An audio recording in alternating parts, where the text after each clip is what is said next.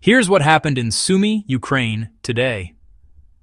At around 11:50 a.m. local time, a passenger train was waiting to depart from Shostka station, about 50 kilometers from the Russian border, when it was hit by a drone strike. Minutes later, as people were being evacuated, a second strike hit another passenger train. This wasn't a battlefield. These were civilian trains, one a local commuter service, the other bound for Kiev. The result, at least 30 people injured, according to President Volodymyr Zelensky. Later in the day, prosecutors reported a 71-year-old man found dead in one of the wrecked carriages.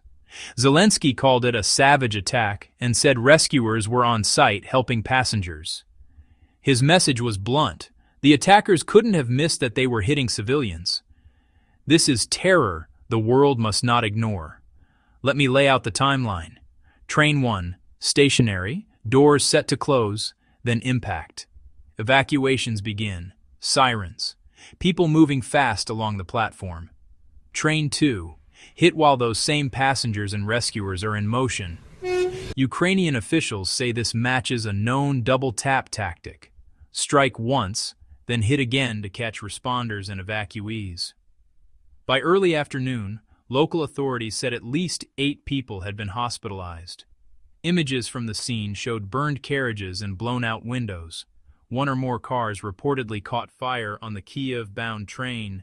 Zooming out, this isn't isolated. Over the last 2 months, Russia has stepped up near-daily attacks on Ukraine's railway infrastructure. The goal, according to Ukrainian rail officials, make frontline and border areas feel unlivable, so people fear boarding trains gathering at markets, even coming home.